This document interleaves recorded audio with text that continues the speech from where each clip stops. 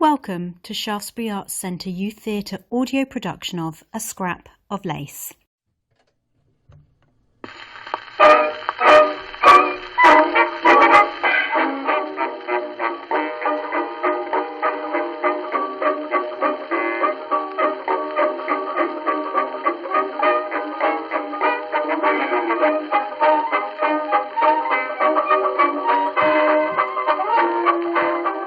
Murder Clinic.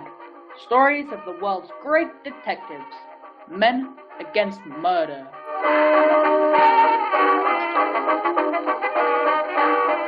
Each week, at this time, War Mutual turns the spotlight on one of the world's great detectives of fiction and invites you to listen to the story of his most exciting case. Tonight, Madame Rosika Story in The Scrap of Lace.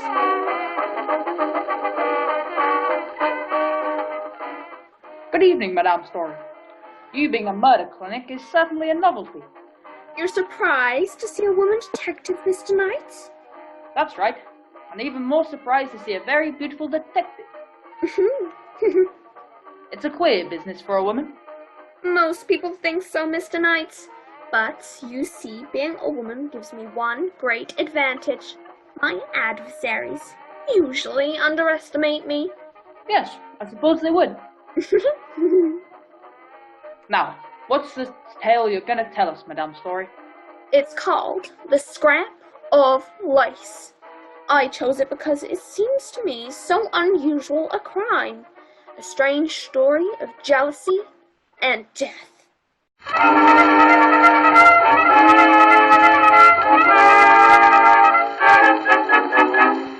Of course, you know the great family of Kruger, who ruled New York society for generations.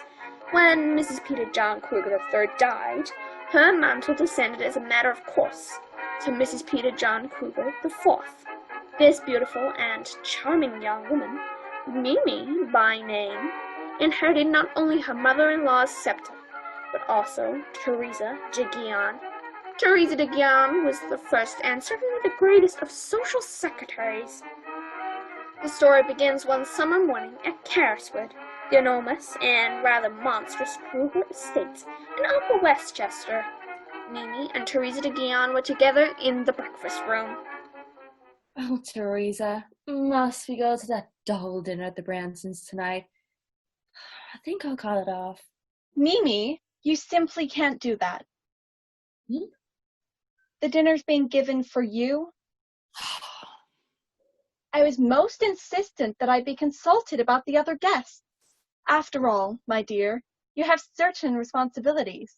Your mother-in-law, Mrs. Kruger III. I know. She was paragon of the social virtues. She didn't mind being bored to death. Oh, Mimi, you're so lax. What would you do without me? Oh, you worry too much, Teresa. You're living in the past. Your little assistant, Louise Mayfield, could possibly take over very well. Louise? Louise Mayfield? Why, that child? My dear Teresa, she's 21 and very competent. After all, you trained her. Yes, and I am very fond of Louise. She's like a daughter to me. But take my place? Why, surely you're joking, my dear. Oh, yes, of course. You know, Mimi, I'm a bit worried about Louise. She's been acting very odd lately. This party she's going to tonight, I have no idea where it is, or who her hostess is to be. Well, wherever it is, she'll have a better time than I will. You know, Teresa, I shouldn't be surprised if Louise is acting strangely, because she keeps trying to get away from my handsome cousin, Jack Rowcliffe. She doesn't seem very grateful to you, Teresa, for arranging to marry him off to Vera McPeak. Jack Rowcliffe and Vera McPeak are a splendid match. He has family, position. He lives in England, you know. Vera is young. She can be molded. She can be taught. Oh, certainly, yes. And her father has 100 millions. But I don't blame Jack from straying from the fold. Louise is very lovely, and I find Vera a very trying guest.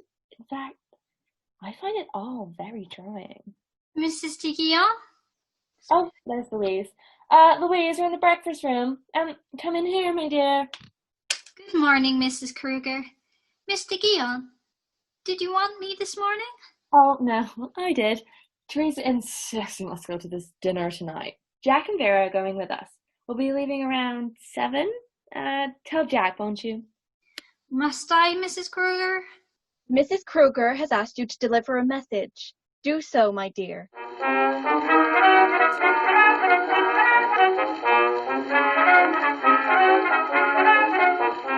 Jack, I came only to tell you about the dinner. Oh, Louise! Please, must we go through all this again? Why don't you leave me alone? Because I'm mad about you, Louise. Can't you understand? I'm in love with you. I want you to marry me. You? Marry and support a wife? Don't be silly, Jack. It does sound silly, doesn't it? But I'm changed, I tell you. You've changed me, Louise. I love you. There's nothing I wouldn't do for you. And what about Vera McPeak? No, Jack. I'm afraid you've been bought, paid for, and delivered. Vera won't let you go so easily. I'll tell her tonight that I'm through, Louise. I'll meet her at dinner and tell her. And then I'll come back here to you. Come back if you like, Jack. Good. I'll be back at about... But I won't be here. Where are you going, Louise? Well, why didn't you tell me? It's another man. I know. It's another man. Who is it? Who is it? This nonsense has gone far enough. What I do is my own business. Do you understand that, Jack? No, it's my business. You're mine, Louise, do you hear? You're mine. I'll have you or no one else will. Jack, let go of my wrist. Louise, tell me. You're hurting me, please. Louise, I want to know. Let me go. Well, Jack. Vera. Still making passes with the servants, I say. Perhaps it's just as well you saw. Might as well have this out now. Shut up. I can handle this. It's pretty easy to see what Miss Mayfield's little game is. She thinks she'll marry into the great Kruger clan. Well, let me tell you, Miss Mayfield, Jack hasn't got a cent to his name and never will have. Vera, please. I understand perfectly, Miss McPeak. I assure you, I have no ambitions in Mr. Radcliffe's direction. Quite the lady, aren't you, Miss Mayfield? Well, what's your step? Sure, I know what you all think of me. Vulgar. Common. But let me tell you, we common clay McPeaks from Pittsburgh know how to get what we want. And we know how to keep it. Think that over, Miss Mayfield. Think that over.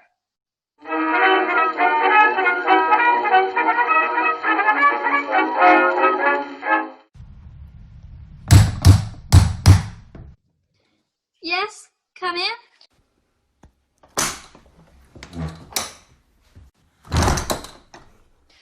Mademoiselle, Miss Louise, Madame Kruger sent me to help you to dress for your engagement. Come in. How thoughtful of Mrs. Kruger to send you, Suzanne. Have they gone? But oui, the car. She left long ago. We're not happy. Monsieur Jacques, he see nothing. And Mademoiselle, his fiancée, the ugly one, she... how do you say? She very angry. Even Madame, she no want to go. Well, let's not think about them, Suzanne.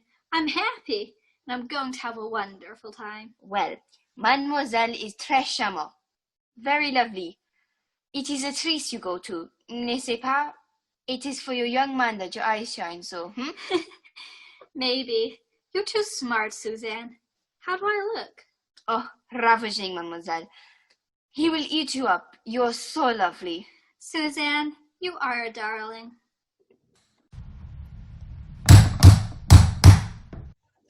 Yes, who is it?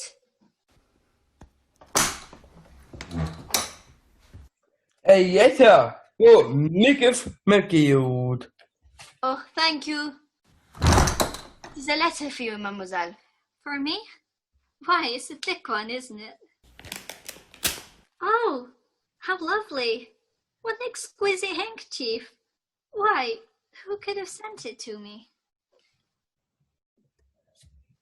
Madame Kruger must have sent it.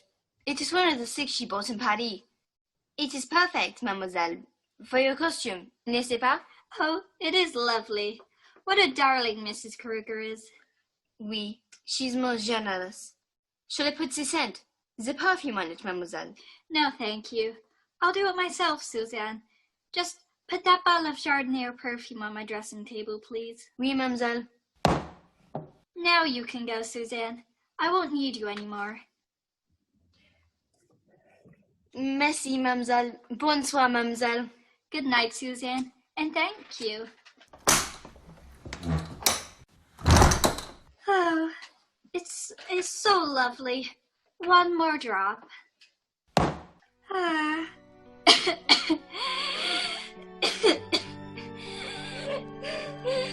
Suzanne? Suzanne! How? Suzanne! How? John! John!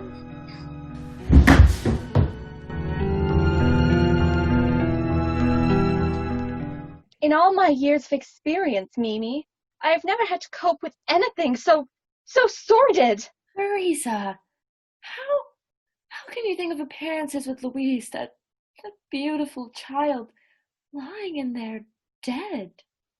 But I must think of them. After all, Dr. Plummer refuses to sign a death certificate. That old fopper with his hints of foul play. Maybe he's right, Vera. Maybe. What do you mean, Jack? What do you know of Louise Mayfield's death? Well, Stop wrangling, you two. Dr. Plummer was kind enough to give us 36 hours. He's risking a great deal going as far as that. Oh, why doesn't Madame Story get here? Are you sure you acted wisely in calling her in, Mimi? Well, it was either she or the police. You said she had a reputation for discretion.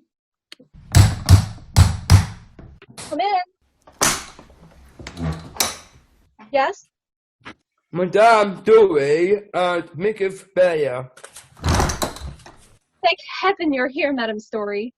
This is a terrible situation. Terrible. Oh, but let me introduce you.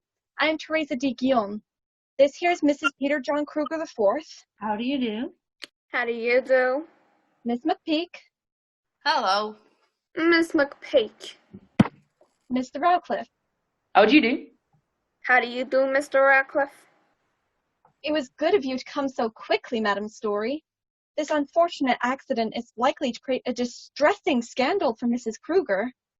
Accident, Mr. Guion? From what you told me over the phone, I gather Louise Mayfield has been murdered. Nonsense. We don't know that, Madame Story. Nobody does. We only know Louise is dead. Poor child. We found her when we returned last night from our dinner party. Isn't nonsense, Teresa, and you know it.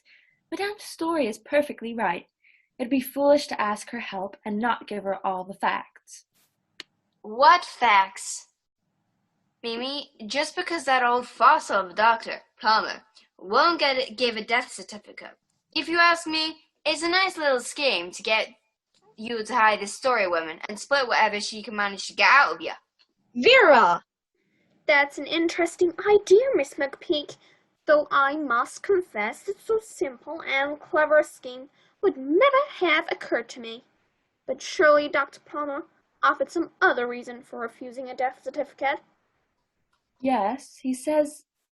Oh, it's impossible, but he says Louise was asphyxiated. Old fool, there isn't a gas outlet in the house. How helpful of you to know that, Miss McPeak. You won't mind, will you, if I check for myself? I don't mind what you do. Oh, what's the use of all this? We've nothing to tell. All of us were there at the dinner party, 20 miles from here, together. When we got home after 11, we found Louise, well, that is Miss Mayfield, dead. I see. Mr. Guion, when you phoned me, you said something about some missing object. Suzanne the maid insists the lace handkerchief came in the mail for Louise as she was dressing to leave. When we found her, the handkerchief had disappeared. Very interesting. Suppose I start, then, by questioning Miss Maid Suzanne. Maybe she can tell me more about this missing handkerchief.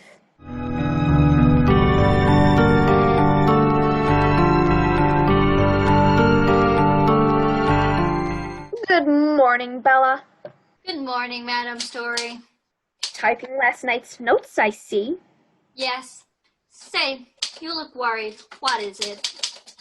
Oh, how can one look out of that peaceful garden and realize that in this house there's someone carrying the mark of Cain on their soul? Can you believe Louise Mayfield's death was not a natural one? That she was murdered? No doubt of it, Bella. That girl was asphyxiated. Oh, how horrible. So young and full of life.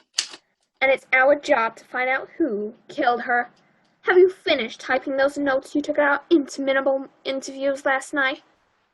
Not quite. I'm almost finished. Well, then I think I'll step out onto the terrace. Maybe the fresh air will help me think. Something's bothering you. Yes, Bella. What happened to that lace handkerchief Louise Mayfield received in the mail? I'm sure that was the thing that killed her. I must find it. Do call me when you're through with those notes, please.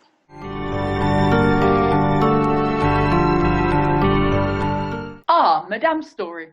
You come out and shame the flowers and dim the sunlight. You always make such pretty speeches, even so early in the morning, Mr. Radcliffe. Ah, beautiful lady, you remember my name? Yours would be a difficult name to forget, Mr. Radcliffe. Hmm? Thanks to the rotographer and the picture magazines. Oh, that, I had no hope of ever meeting you. I can't aspire to your circle. Much too clever.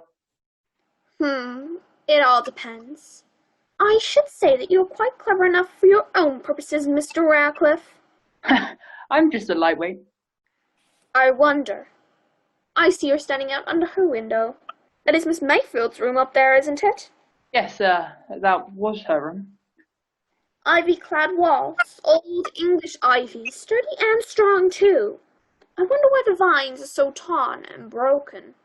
Oh, are they? I hadn't noticed. You love Louise Mayfield very much, didn't you? Yes. I loved her more than anything in life. And she? Oh, why would she care for me? What am I? Nothing but a wastrel. She was in love with someone else. I know it. I could tell. But if I'd known who it was, I'd... Why didn't you tell me, Mr. Radcliffe? You left your dinner party and came back here last night. How did you know that I did? I didn't. You've just told me. Oh. Thank you. Well, there you see, I told you you're too clever for me. What time was it when you got here? Well, I don't know. It was about 9:30, I think. I see. You came around back here in the garden. You saw a light in her window, called her. Got no answer. Then you climbed that ivy up to her window, didn't you? Well, who saw me? Nobody, as far as I know. That broken ivy tells its own story, but not all of it. Tell me, what did you do when you got up there? I suppose you're thinking that I killed her. I wouldn't blame you if you did, and I don't care much if you do. I've got nothing more. Please, please, Mr. Radcliffe. I'm sorry. Well, I went in and found her lying there on the floor, dead. Then, like the coward I am, I got scared. How could I explain my being there? So I climbed down again, the way I went up, and drove back to Quaker Ridge. I suppose you don't believe me. Suppose I say I reserve judgment. Now, will you give me that handkerchief that you took from Louise Mayfield's hand? How did you know that? It's obvious. I suppose that you took it as a remembrance of her? Yes, I did. It was the last thing she touched. Here it is. Thank you. Madam Story? Madam Story, could you come into the office a moment? We'll continue this talk later, Mr. Radcliffe. Will you excuse me now, please? Certainly.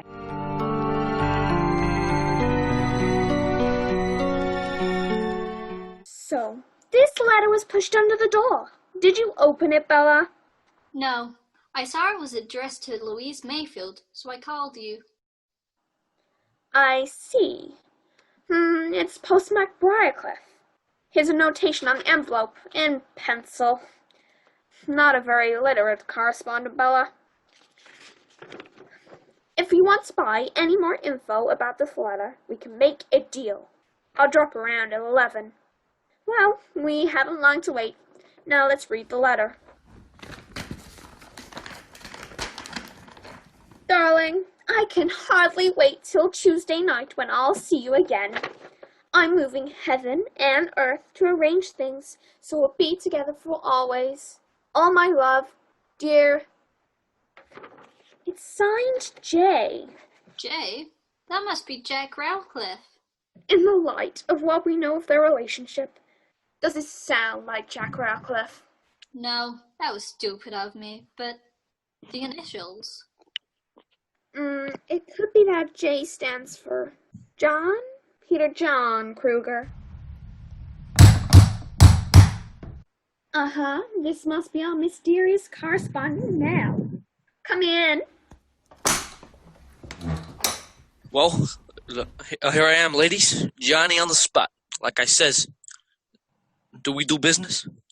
You're the Kruger chauffeur, aren't you, Mr.? Goggins the name. Chauffeur and bodyguard. I'm sure you're efficient in both departments, Mr. Goggin. But, why the bodyguard? Well, it's like this. The Krugers are important people, see? Mm-hmm. They are likely to be bothered by cranks and other undesirable citizens. Did you get it? They need protection. And I'm the guy that can protect them. Yes, I can see that, Goggin. But now I'm about this letter. Yeah, that's right. Well, do I sing or don't I? That depends on your song, Goggin. First, tell me, how did you manage to get hold of this letter? Well, it's like this. I always get the mail, see? And I always deliver it. But yesterday, Mrs. Kruger and the old dame are with me. I go in and get the mail, and I look through it to see if there's something for me. And I see this letter. When I come out to the car, Mrs. Kruger says, "Give me the mail." I hand it to her, and when I get it back, this letter ain't with the others. Well, I don't think about it till last night. This Mayfield dame is bumped off. Then I begin to smell a rat. And this morning, I did a little mooching around. Here it is. Very graphic, Goggin. How's that? Oh, skip it. Now, what further information have you to give us, Goggin? I can tell you who sent that letter to the Mayfield dame. So, for how much? Half a G. $500? That's an expensive song, Goggin. Oh, nuts! You can put it in the expense account. You're right. Nuts it is. The $500 is yours. Thanks. Here you are. Now, who sent this letter to Louise Mayfield? Well, it was the one. Goggin! And I'm sorry. Is he dead? Yes, that shot came through that window. But why? To keep him from telling us who sent that letter to Louise. Help me put him in that closet over there. Rosika, I won't let you. You can't. You've got to report it. Oh, if I report it now, the police would interfere with all my plans. I need 24 hours. You're risking your reputation. Oh, we've taken risks before. But this is concealing a murder. Why do you need 24 hours? To learn the secret of this, Bella. Why, that's one of Mrs. Kruger's handkerchiefs. No, Bella, it's the handkerchief. The one Radcliffe found in Louise Mayfield's body. I'm staking my reputation on this little scrap of lace.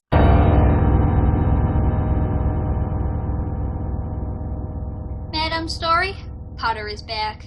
Oh, that's good, Bella. Did he bring back the handkerchief in the laboratory report? Yes, here they are.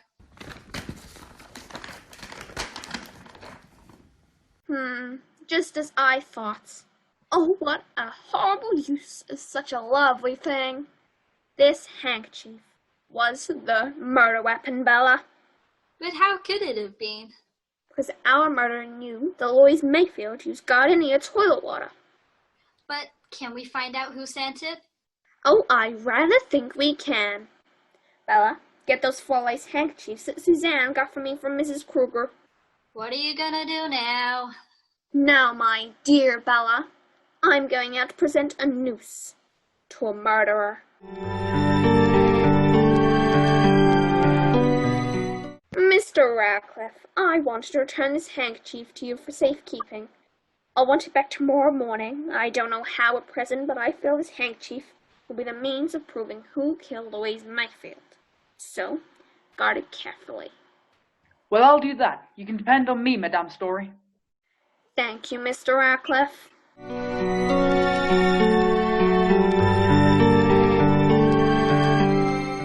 Miss McPake, the greatest proof that I am not against you is that I'm going to ask you to keep this handkerchief for me, the most important piece of evidence that I have. I have no assurance the murderer will not kill me to get it back, but it would never be supposed that I'd given it to you to guard. Will you keep it for me until tomorrow morning? Oh, don't worry. I'll keep it safe. Thank you, Miss McPake.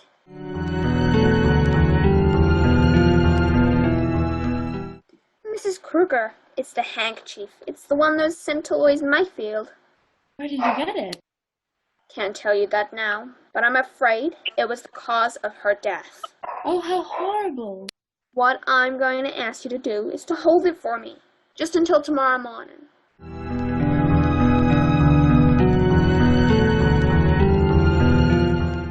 But, Mr. Guion, you can help.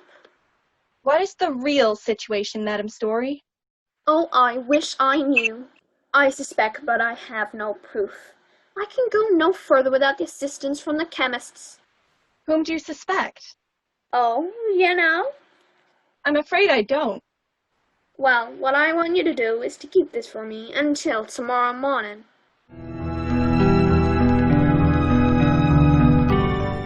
Mrs. Kruger, I have asked you, Mr. Guion, Miss McPake, and Mr. Radcliffe to meet me here this morning, in order that we may determine who murdered Louise Mayfield. What do you mean? What do you mean? You know Madame Story? You know who killed her? I believe I do, Mrs. Kruger, but I hope to prove it.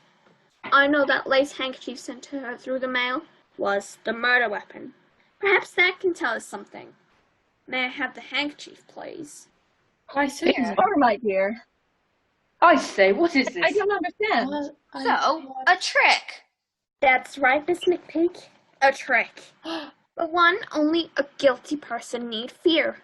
Guilty? Really, Madame Story, I don't understand. Bella, Yes, Madam Story?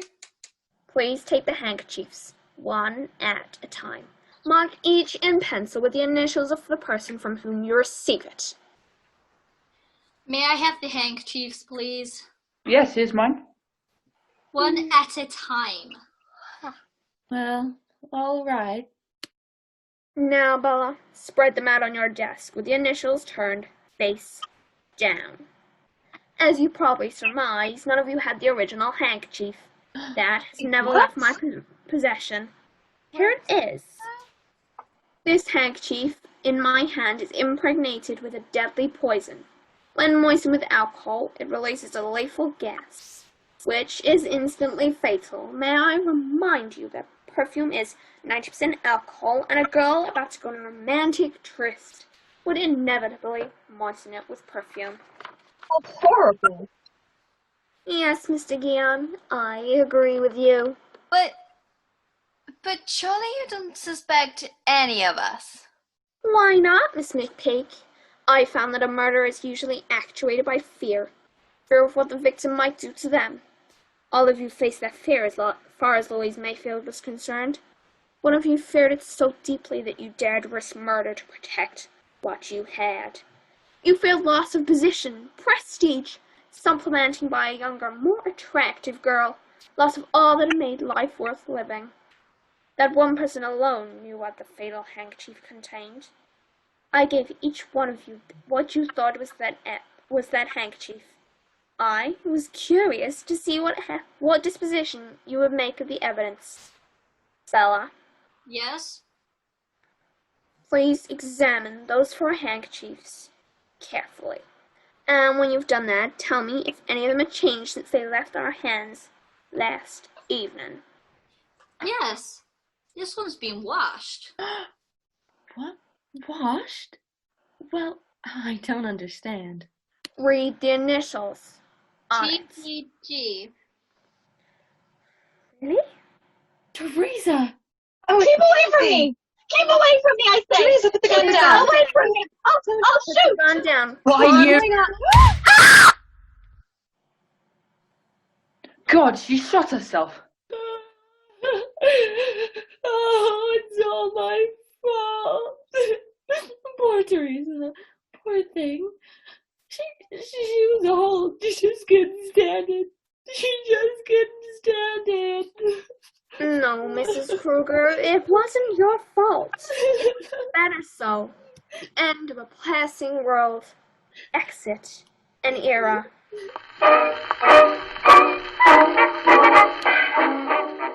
You have been listening to Murder Clinic. Murder Clinic, the War Mutual series which brings you each week one exciting case. One member from the select band of world detectives. Thank you for listening this evening, and good night.